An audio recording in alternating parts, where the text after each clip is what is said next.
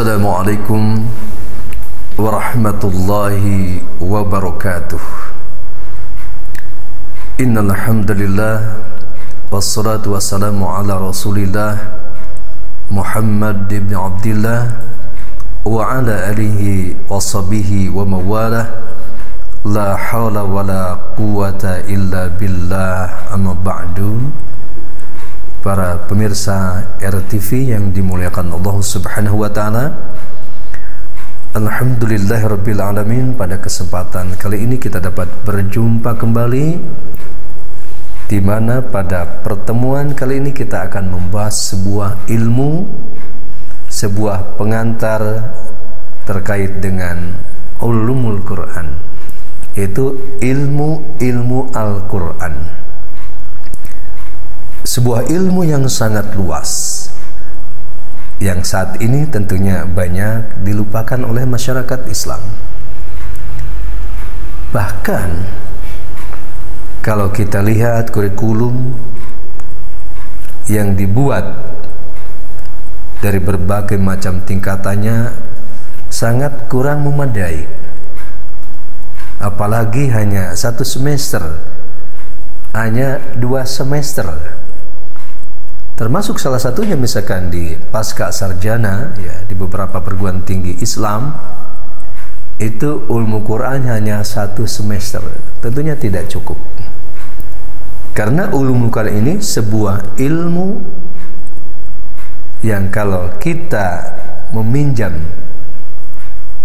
perkataan Imam Asyuti, ya, beliau mengarang kitab ulumul Quran dengan kitabnya Al-Itqan fi ulumil Quran ini, misalkan itu beliau memberikan sebuah pernyataan, andai kata seseorang itu menulis tentang ulumul Quran, maka umur seseorang itu akan habis duluan sebelum ulumul Quran ini selesai dituliskan.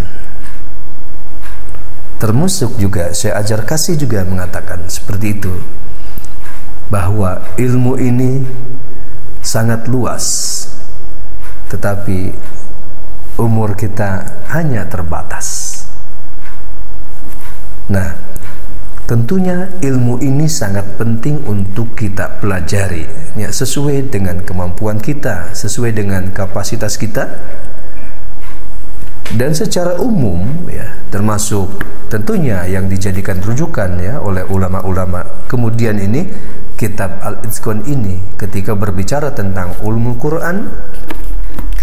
Akan tetapi bukan berarti itu sudah tuntas, bukan berarti itu sudah final, tetapi perlu pengembangan yang lebih luas lagi, sehingga memberikan khazanah keilmuan keislaman yang sangat luar biasa. Nah, terutama dalam konteks memahami isi kandungan Quran dari berbagai macam sisi. Nah, ini cara pandang ulumul Quran.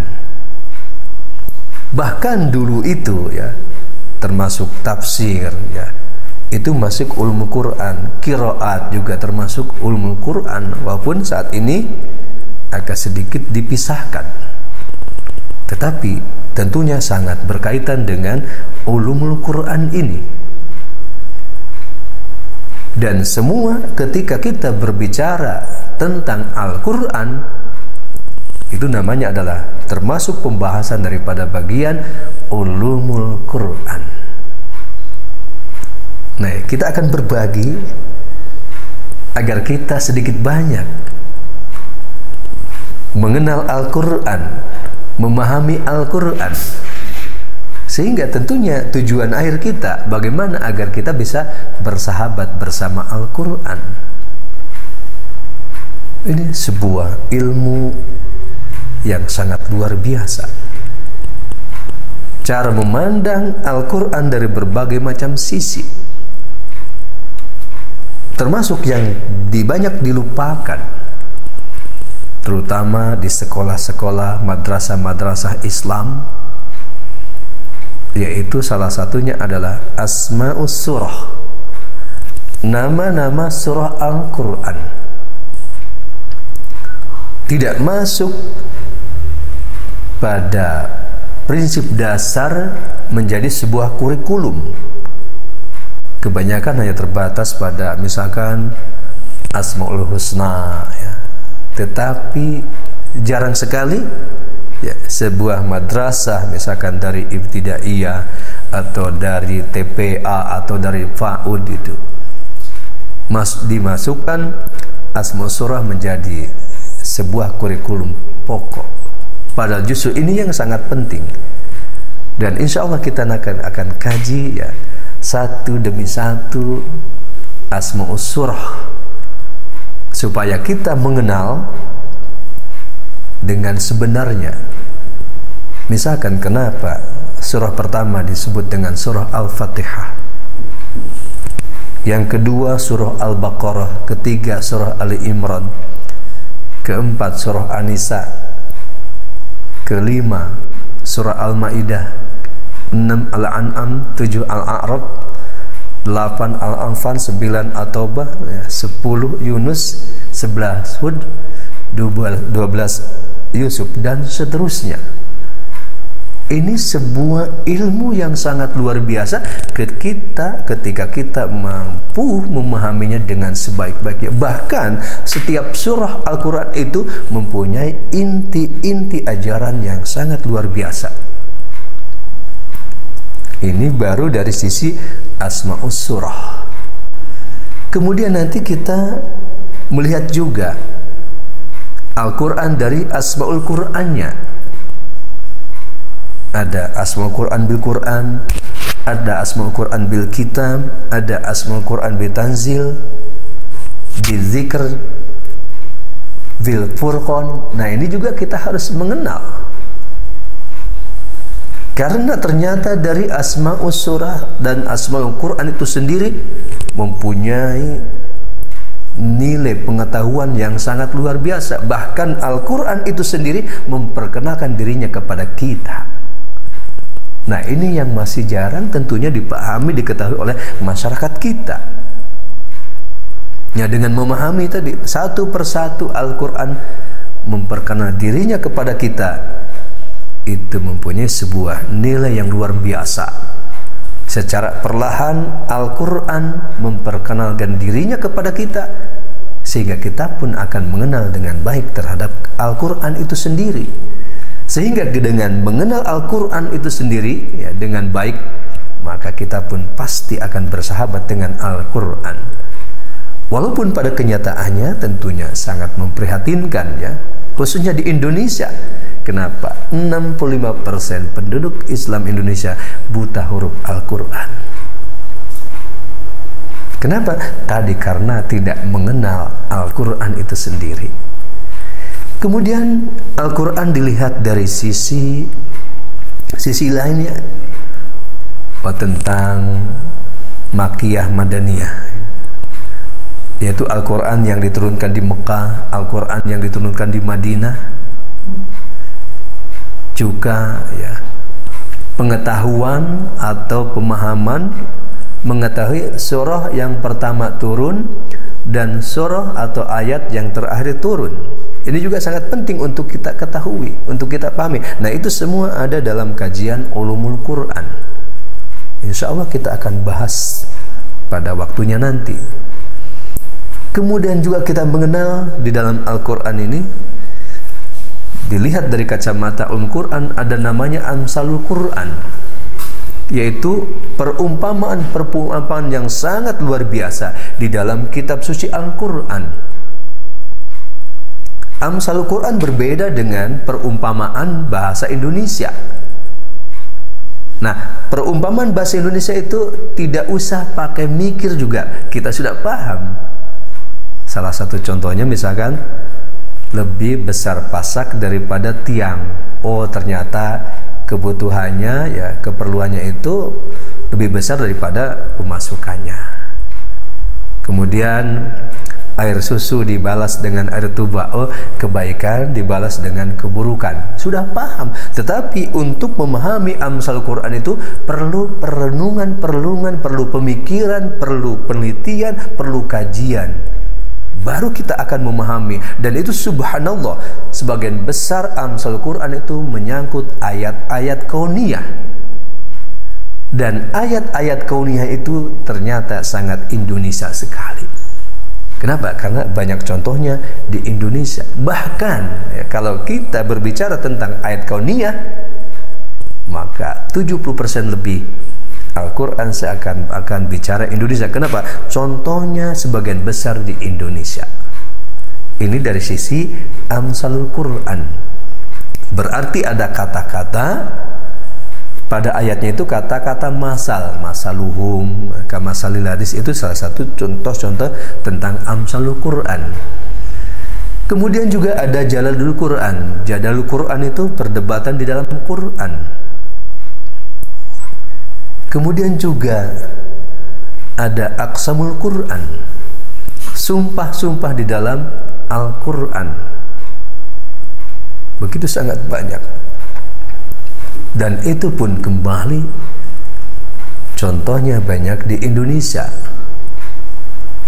Aqsamul Quran, yaitu sumpah-sumpah di dalam Al-Quran, itu memberikan kontribusi ya, pengetahuan, wawasan yang sangat luar biasa kalau betul-betul kita mengkajinya dengan cara yang sebaik-baiknya. Kemudian juga ada Qisasul Quran, yaitu kisah-kisah dalam Al-Quran. Dan ini bisa kita bayangkan ya, untuk menulis satu tokoh Qisasul Quran, yaitu Nabi Ibrahim alaihissalam misalkan. Kebetulan saya ketika membuat sebuah disertasi yang ditulis adalah kisah Nabi Ibrahim alaihissalam, itu membutuhkan waktu 7 bulan. Satu nabi. Nah, kalau kita menulis secara komprehensif ya, secara rinci, secara detail, 25 dan Rasul ya, 25 Nabi dan Rasul, itu kira-kira membutuhkan waktu berapa ya, secara komprehensif tentunya, bukan asal-asalan, tetapi kita menggali langsung dari kitab suci Al-Quran. Ini gambarannya ya. Kemudian juga dari sisi mukjizat Qur'annya ya, dari sisi logohnya, bahasanya ya, dari sisi informasi ilmiahnya, dari sisi pemberitaan masa lalu, masa akan datang ya, ini semua adalah merupakan bagian daripada kajian-kajian ulumul Quran. Ini sebuah pengantar tentunya agar kita bisa mengenal, bisa memahami betapa luasnya kajian ulumul Quran ini, yaitu melihat Al-Quran dari berbagai macam aspeknya, dari berbagai macam sisinya ya, termasuk tentunya ya penafsirannya, itu masuk bagian daripada kajian ulumul Quran. Tentunya sebuah harapan dengan kehadiran kajian ini ya, pengantar ulumul Quran ini ya, membuat kita akan melek Al-Quran. Juga kita berusaha nanti akan bisa bersahabat dengan kitab suci Al-Quran, karena sebuah jaminan ya, bahwa yang setia setiap saat mendampingi kita dimanapun kita berada ya, dengan izin Allah Subhanahu wa Ta'ala, adalah kitab suci Al-Quran. Kemanapun kita berada, Al-Quran selalu mengikuti kita. Tetapi berbeda dengan misalkan kecintaan seseorang ya, suami terhadap istri, istri terhadap suaminya, kemudian orang tua terhadap anaknya, anak terhadap orang tuanya, itu sangat terbatas. Tetapi bersahabat dengan Al-Quran adalah selamanya. Nah, ini sebuah pengantar buat kita semua agar kita bersemangat untuk mempelajari kitab suci Al-Quran dari sisi kajian ulumul Quran. Mudah-mudahan bermanfaat. Sebagai pengantar ini ya, menggugah hati kita ya, agar kita terus berpikir dimanapun kita berada, siapapun kita ya, tetapi nomor satu adalah mempelajari kitab suci Al-Quran ya, baik dari sisi bacanya, sisi kandungannya, terlebih dari kacamata ulumul Quran, sehingga benar-benar hidup kita ini bisa bersahabat dengan Quran ya. Dan insya Allah kita mempunyai tentunya ketenangan jiwa kita. Kemudian kita juga tentu akan lebih fokus terhadap jalur hidup kita, tujuan hidup kita yang sebenarnya. Kenapa? Karena melalui bimbingan Al-Quran ini begitu sangat jelas ya jalan yang harus ditempuh oleh kita semuanya.